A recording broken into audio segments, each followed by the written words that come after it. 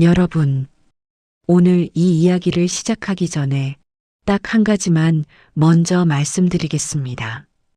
저는 오늘 이 자리에서 평생 처음으로 통쾌하다는 게 뭔지 알았습니다. 73살이 되어서야. 그게 뭐냐고요? 제 인생 마지막 안식처라고 생각했던 수채화 동호회에서 30년 전 제 남편을 빼앗으려 했던 그 여자가 회장 자리를 노리다 제 손에 무너지는 걸 직접 봤습니다. 그것도 그 여자가 그토록 공들여 자기 편으로 만든 사람들이 보는 앞에서. 참, 그리고 그 여자 있잖아요. 처음엔 몰랐는데 알고 보니 그게 전부가 아니었어요. 제가 나중에 파악한 것만 해도 모임 회비를 1년 동안 슬쩍 건드렸고 경쟁자로 보이는 회원은 소문으로 조용히 찍어 눌렀고 자기한테 거슬리는 사람의 가족 이야기를 다른 회원 입을 통해 모임 전체에 퍼뜨렸어요. 그리고 그 모든 걸 언제나 웃는 얼굴로 봉사하는 척하면서 했습니다. 이 여자가 진짜 무서운 이유는 나쁜 짓을 했기 때문이 아닙니다. 나쁜 짓을 하면서 한 번도 나쁜 사람처럼 보이지 않았기 때문입니다. 이 이야기를 끝까지 들으시면 여러분 주변에 혹시 이런 사람 없는지 다시 한번 돌아보게 되실 겁니다. 그리고 마지막에 제가 어떻게 그 여자를 끝냈는지 그 장면까지 들으시면 박수를 치고 싶으실 겁니다. 제 이름은 박순자, 올해로 73입니다. 남편 이종규 씨와는 43해를 함께 살았습니다. 자식 둘 키우고 시어머니 10년 모시고 남편 사업 뒷바라지하느라 제 인생 따위는 생각해 본 적 없었습니다. 그렇게 살다 보니 어느새 70이 됐어요. 남편은 은퇴 후에도 당뇨에 고혈압에 허리 디스크까지 줄줄이 달고 살았고 저는 그 사람 약 챙기고 병원 모셔 다니느라 또 세월을 보냈습니다. 어느 날 문화센터 전단지를 받았습니다. 시니어 수채화 교실 함께 그리는 아름다운 노후. 혼자 피식 웃었어요. 아름다운 노후. 그게 나한테 해당하는 말이냐 싶어서요.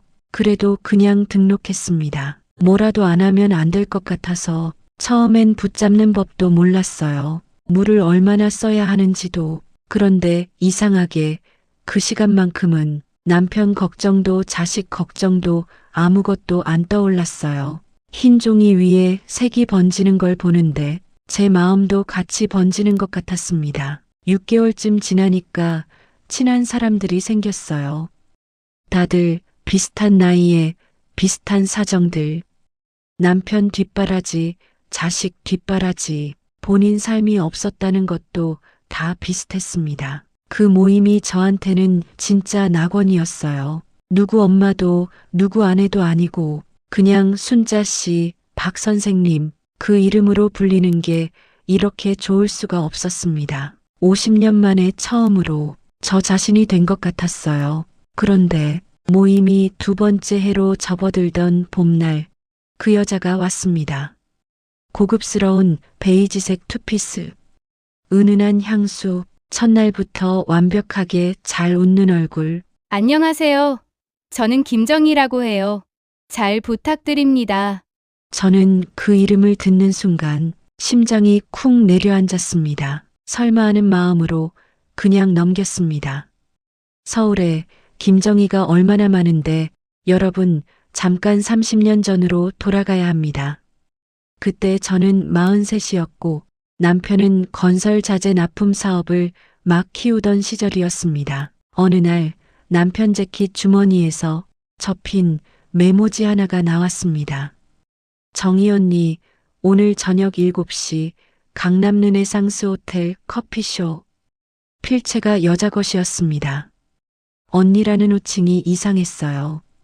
남편한테 물었더니 거래처 사모님인데 업계 호칭이 그래 신경꺼 했어요.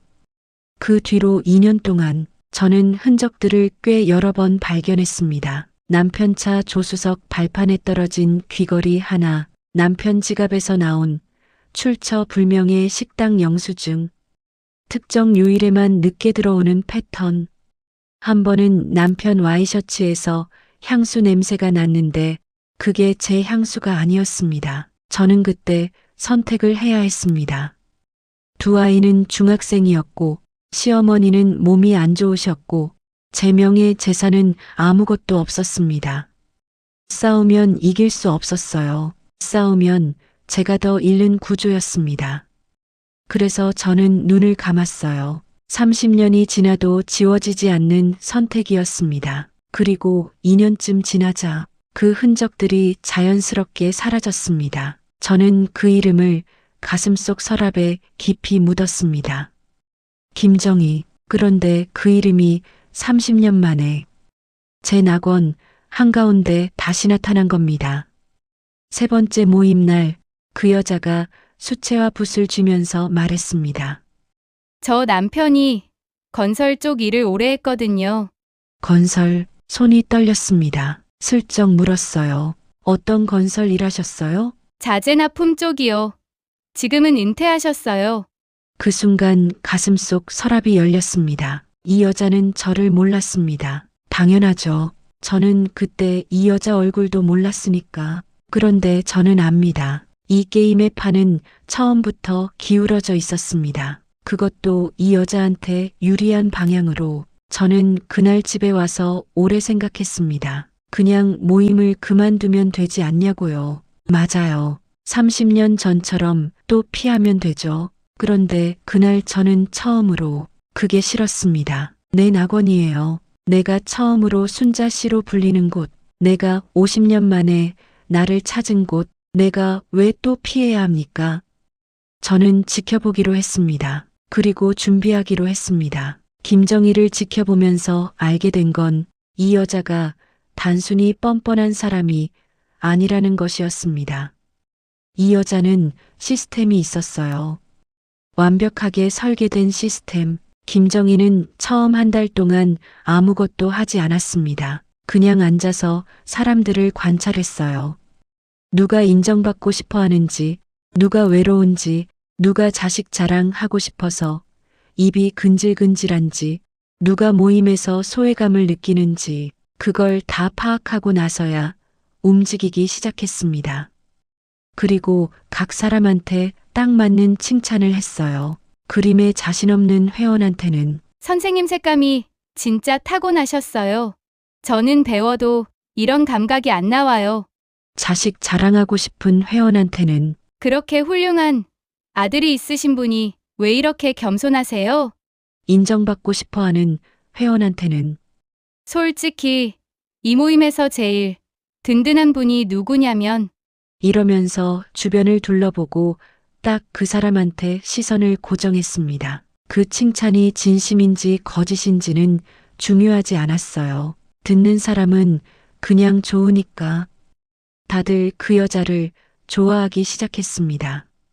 김정희는 뒷정리를 언제나 제일 먼저 했습니다. 회식 자리 예약도 자기가 다 했고, 새 회원 오면 1대1로 챙겨줬고, 아픈 회원 있으면 과일 사들고 찾아갔어요. 그런데 여기서 중요한 게 있어요.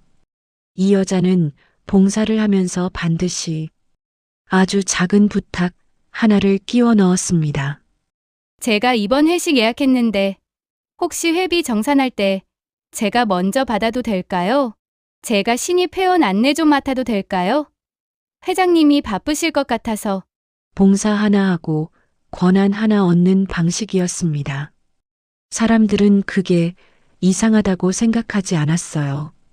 정희 씨가 열심히 하니까 맡겨야지라고 했습니다. 그렇게 6개월이 지나니까 회비 정산, 신입관리, 회식 예약, 모임 공지까지 다 김정희 손을 거쳐야 돌아가게 됐습니다. 이 여자가 진짜 교활한 건 세 번째 무기 때문입니다. 김정희는 수다를 좋아하는 척하면서 사람들 사생활을 정밀하게 수집했습니다. 누구 자식이 뭐 하는지, 누구 남편이 무슨 병 있는지, 누구 집이 전세인지 자가인지, 누구랑 누가 사이가 별로인지, 그리고 이 정보를 아주 교묘하게 사용했어요. 회원 A와 단둘이 있을 때 이렇게 말합니다. 근데 복순 씨 있잖아요. 제가 말하면 안 되는데. 저번에 A씨 남편분 병원 일 얘기하시더라고요. 아, 신경 쓰지 마세요. 걱정해서 그러신 거겠죠? 실제로 최복순 씨가 그런 말을 했는지는 모릅니다. 했을 수도 있고 안 했을 수도 있어요. 하지만 A는 그 말을 듣는 순간 최복순 씨가 자기 뒷이야기를 했다고 믿게 됩니다. 이게 반복되면서 아무 일도 안 했는데 사람들 사이에 금이 가기 시작했습니다. 그것도 아무도 김정희가 그랬다고 생각하지 않으면서. 그런데 이것보다 더한 게 있었습니다. 경쟁자가 될 것 같은 사람한테는 다른 방식을 썼습니다. 제가 말하기가 참.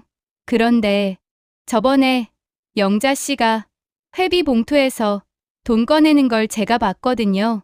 혹시 착각인가 싶어서 아무한테도 안 했는데 그 이후로 자꾸 마음에 걸려서요. 이건 사실이 아니었습니다. 제가 나중에 확인했어요. 하지만 그 말이 퍼진 뒤로 명자 씨는 모임에서 조금씩 고립되기 시작했고 결국 몇 달 뒤에 스스로 나갔습니다. 명자 씨가 나가던 날 김정희는 제일 슬픈 표정으로 말했습니다. 어머, 왜 그만두셨대요? 제가 더 붙잡았어야 했는데. 저는 그 표정을 보는 순간 확신했습니다. 이 여자는 그냥 나쁜 사람이 아닙니다. 철저하게 계산하는 사람입니다. 그리고 최복순 씨가 쓰러졌습니다.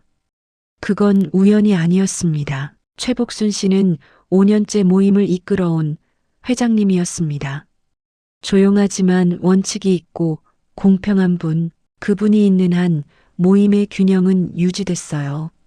그런데 김정희가 들어온 지 8개월째 되던 날 최복순 씨가 건강 문제로 입원을 하게 됐습니다.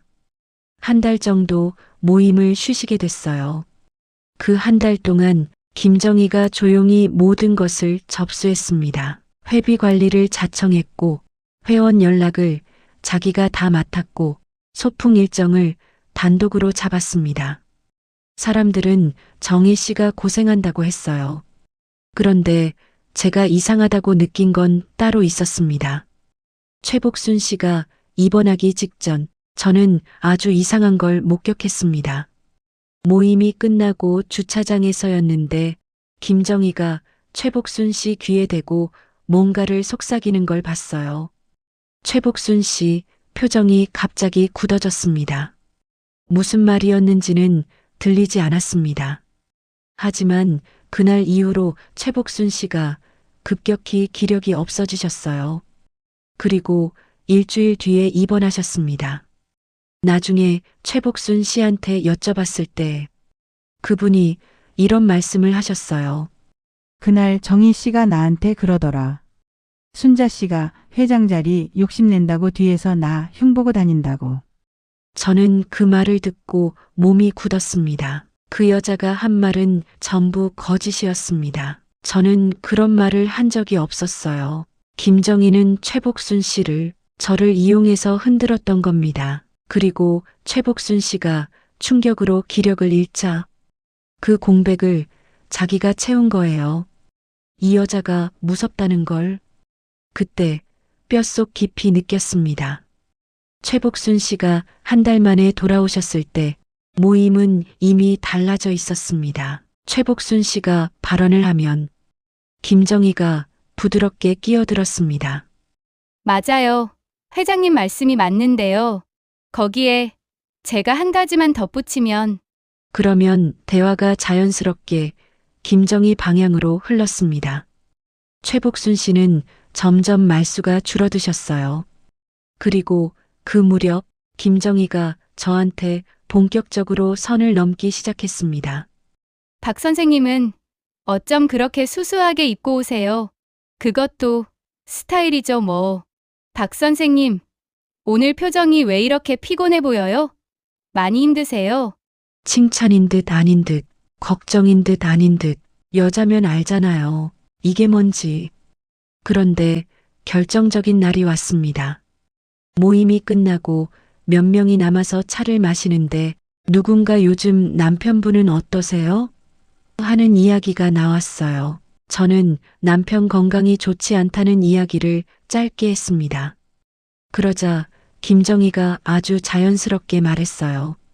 이종규 씨요? 아, 순자 씨 남편분 성함이 이종규 씨시죠? 어머, 이종규 씨라면 오래전에 자재 업계에서 좀 알려지신 분 아닌가요? 저희 남편도 그 업계에 있었는데 이름을 들어봤을 것 같아요. 모든 사람 앞에서 아주 자연스럽고 밝은 표정으로 저 혼자만 알았습니다. 이건 우연이 아니에요. 이 여자는 저를 알고 있었습니다. 처음부터 알면서도 모른 척 이 모임에 들어왔고 알면서도 저한테 그 말을 한 겁니다. 나는 당신 남편을 알아. 그리고 당신도 나를 알잖아. 근데 어쩔 거야? 여기서 뭐라고 할 거야? 그게 이 여자의 메시지였습니다. 선전포고였습니다. 저는 그날 밤 남편 앞에 앉았습니다. 당신 김정희 씨 기억해요? 남편이 들고 있던 리모컨을 내려놓았습니다. 저를 봤어요. 저는 계속했습니다. 그 여자 우리 수채화 모임에 나와요. 처음부터 알고 들어온 것 같아. 오늘 당신 이름을 대놓고 꺼냈어요. 사람들 다 있는 데서. 남편 얼굴이 하얘졌습니다. 한참 뒤에 남편이 말했어요. 미안하다. 30년 만에 듣는 사과. 저는 한참 그 말을 들여다봤습니다. 그리고 천천히 말했습니다. 이종규 씨, 그 미안하다는 말. 지금 나를 위해서 하는 거예요? 아니면 당신 마음 편해지려고 하는 거예요? 30년 동안 입국 닫고 살 때는 언제고 이제 와서 사과 한마디로 털어버리겠다는 거. 참 이기적이네. 남편이 아무 말도 못했습니다. 저는 계속했어요. 당신은 사과 한마디 했으니까 이제 편하겠죠. 나는 그 30년을 어디다 돌려받아요? 방이 조용했습니다. 남편이 말했습니다. 모임 그만둬. 저는 웃었어요. 내가 왜요? 당신 잘못으로 생긴 일인데 왜 내가 또 피해야 해요? 내가 어떻게 할 건지는 내가 결정해요. 당신은 신경 꺼요. 그리고 저는 방으로 들어갔습니다. 그날 밤 저는 오래간만에 잠을 푹 잤습니다. 뭔가가 결정된 사람의 잠. 저는 그날부터 준비를 시작했습니다. 울지 않았습니다. 징징대지 않았습니다. 자식들한테 털어놓지도 않았습니다. 저는 그냥 조용히 차갑게 움직였습니다. 최복순 씨를 찾아가서 진실을 말씀드렸습니다. 김정희가 그분 귀에 속삭인 말이 전부 거짓이라는 것, 제가 회장 자리를 욕심낸다고 했다는 말, 제가 뒤에서 흉봤다는 말, 전부 제가 한 적 없는 말이라는 것. 최복순 씨가 한참 조용히 계시다가 이렇게 말씀하셨습니다. 그러면 내가 왜 그 말에 그렇게 충격을 받았을까? 내가 왜 순자 씨를 의심했을까? 저는 말했습니다. 복순 씨, 우리가 그 여자한테 당한 거예요. 그런데 아직 끝나지 않았어요. 다시 나오실 생각 있으세요? 최복순 씨가 천천히 고개를 드셨습니다. 언제 나가면 돼? 김정희가 회비를 관리한 8개월치 내역을 추적했습니다. 혼자 한 게 아니에요. 회비 문제로 마음이 찜찜했던 두 분이 먼저 저한테 이야기를 꺼냈거든요. 순자 씨 지난 회식 비용이 왜 이렇게 많이 나온 거야? 내가 계산하면 이 금액이 안 나오는데. 저는 그분들이랑 함께 영수증 하나하나를 맞춰봤습니다. 확인 결과 인원 대비 식비가 맞지 않는 날이 8개월 동안 3번 있었습니다. 그런데 영수증을 들여다보다가 문득 한 장면이 떠올랐습니다. 회비가 가장 많이 빈 날 김정희가 손주 장난감을 샀다며 자랑하던 쇼핑백을 들고 왔던 게 기억났습니다. 환하게 웃으면서 손주가 이걸 얼마나 좋아하는지 하던 그 얼굴이 우리 회원들이 아껴서 낸 회비가 그 여자 손주 선물이 되었을지도 모른다는 생각에 손이 떨렸습니다. 작은 금액이에요. 그런데 그게 중요한 게 아니었습니다. 이건 사용할 수 있는 증거였습니다. 그리고 저는 그날 회식 식당의 메뉴판 사진을 미리 찍어뒀습니다. 김정희 남편에 대해 알아봤습니다. 오래 수소문했습니다. 그리고 한 가지를 알게 됐습니다. 30년 전 김정희 남편은 이종규 씨가 속한 업계에 있었던 게 맞아요. 그런데 그때 그 남편은 김정희와 사실상 별거 상태였습니다. 즉, 김정희는 자기 남편 있는 상태에서 제 남편한테 접근했던 겁니다. 그 여자한테 남편은 처음부터 필요할 때 쓰는 명함 같은 존재였던 거예요. 그 사실을 알고 나니까 오히려 마음이 차가워졌습니다. 이 여자는 30년 전에도 지금도 똑같이 움직이는 사람입니다. 그리고 이번이 마지막이 될 겁니다. 정기 총회 날이었습니다. 1년에 한 번 임원 선출과 회비 결산을 하는 날. 김정희는 그날 완벽하게 차려입고 왔습니다. 헤어도 새로 하고 정장에 진주 목걸이까지. 회식 자리도 이미 예약해뒀다는 말이 돌았고 몇몇 회원들한테 미리 손을 써놓은 게 눈에 보였습니다. 당연히 자기가 회장이 될 거라고 확신했던 거겠죠. 그 여자 얼굴에 여유가 넘쳤습니다. 그런데 모임이 시작되고 10분쯤 지났을 때 문이 열렸습니다. 최복순 씨가 들어오셨습니다. 5개월 만에 방에 있던 사람들이 술렁였습니다. 어머, 복순 씨, 많이 나으셨어요? 저는 김정희 얼굴을 봤습니다. 그 여유로운 표정이 0.3초 동안 굳었습니다. 아주 잠깐이었지만 저는 분명히 봤어요. 그리고 최복순 씨가 자리에 앉으시면서 조용히 저한테 눈을 맞추셨습니다. 우리 둘만 아는 눈빛이었습니다. 회비 결산이 시작됐습니다. 저한테 동조해준 두 분이 자연스럽게 말했습니다. 아, 그러고 보니 지난 8개월 회비 내역 전체 보여주실 수 있어요? 새로 임원 선출하기 전에 한번 깔끔하게 정리하면 좋을 것 같아서요. 김정희가 웃으면서 말했습니다. 당연하죠.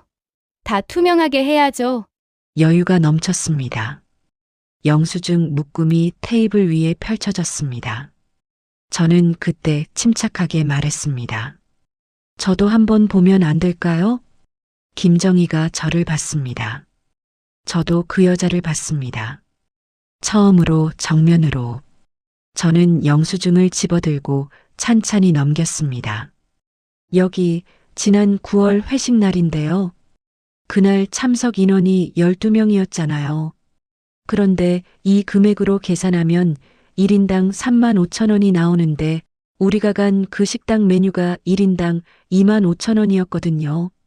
제가 그날 메뉴판 사진을 찍어뒀어요. 핸드폰을 꺼냈습니다. 방이 조용해졌습니다. 김정희가 말했습니다. 아, 그건 제가 계산이 잘못된 것 같네요. 죄송해요. 실수예요. 저는 다음 영수증을 넘겼습니다. 11월도 이상한 게 있어요. 여기도 한번 보실래요? 어머, 이것도 제가 실수를. 이때 최복순 씨가 처음으로 입을 여셨습니다. 조용하고 또박또박하게. 정희 씨 실수가 3번이면 실수가 아니에요. 방이 완전히 조용해졌습니다. 김정희가 최복순 씨를 봤습니다. 최복순 씨는 시선을 피하지 않으셨습니다. 그때 저는 말했습니다. 정희 씨, 모든 사람이 저를 봤습니다. 제가 오늘 이 자리에서 딱 한마디만 하겠습니다. 저는 천천히 또박또박 말했습니다. 속이 좁은 건 10,000원 아끼려는 내가 아니라 남의 정성을 슬쩍한 당신 손가락 아닐까요? 그리고 제가 오늘 당신을 끝내는 건 30년 전 원한 때문이 아니에요. 당신이 감히 내 인생 유일한 낙원을 더럽혔기 때문이에요. 방이 숨소리도 없이 조용했습니다. 김정희가 뭔가 말하려고 입을 열었습니다. 저는 그 여자를 보며 조용히 말했습니다. 그렇군요. 그게 끝이었습니다. 그날 임원 선거 결과 김정희는 회장이 되지 못했습니다. 최복순 씨가 압도적인 지지로 다시 회장이 됐습니다. 회장 발표가 나는 순간 김정희는 잠깐 화장실에 다녀오겠다고 했습니다. 그리고 15분이 지나도 안 돌아왔습니다. 누군가 가보니까 이미 없었습니다. 가방도 챙겨가고 아무한테도 인사 없이 그렇게 도망갔습니다. 그로부터 2달 뒤 개인 사정이 생겼다는 카톡 한 줄을 남기고 공식적으로 탈퇴했습니다. 최복순 씨가 모임이 끝나고 저한테 오셨습니다. 아무 말 없이 제 손을 잡으셨어요. 한참 뒤에 이렇게 말씀하셨습니다. 순자 씨가 없었으면 나는 그냥 집에서 혼자 억울한 채로 있었을 거야. 저는 말했습니다. 복순 씨, 우리 둘 다 여기 오래 있어야 해요. 저는 그 이후로도 수채화 모임에 나가고 있습니다. 모임이 좀 더 조용해졌어요. 그 조용함이 훨씬 편안합니다. 남편한테는 그 뒤로 한 번 더 이야기했습니다. 당신 때문에 내 30년이 어땠는지 나는 한 번도 제대로 말한 적 없었어요. 이번 일 겪으면서 이걸 말 안 하면 평생 후회할 것 같았어. 남편은 아무 말도 못했습니다. 밥도 못 먹고 그냥 앉아 있었어요. 저는 그걸로 충분했습니다. 여러분, 저는 그날 싸운 게 아니었습니다. 복수를 한 것도 아니에요. 저는 그냥 내가 있어야 할 자리를 내가 지킨 것뿐입니다. 30년 전엔 제가 피했습니다. 살아야 했으니까. 그런데 이제는 다릅니다. 자식들도 다 컸고 시어머니도 가셨고 이제는 내 인생을 살아도 되는 나이가 됐습니다. 그 동호회는 저한테 작은 세상이에요. 거기서만큼은 제가 박 선생님이고 순자 씨니까 누구 아내도 누구 엄마도 아닌 그 자리를 누가 빼앗으려 했을 때 이번엔 내가 지켰습니다. 그리고 한 가지, 저는 그날 메뉴판 사진을 찍어뒀습니다. 준비를 했습니다. 나이가 들면 지혜로워진다는 말 사실이더라고요. 그걸로 됐습니다. 혹시 여러분도 비슷한 경험 있으신가요? 모임에서, 동네에서 말은 못하고 속으로만 억울했던 일 있으신가요? 댓글로 이야기 나눠주세요. 여러분 사연을 기다립니다. 오늘 영상이 도움이 되셨다면 구독과 좋아요 부탁드립니다.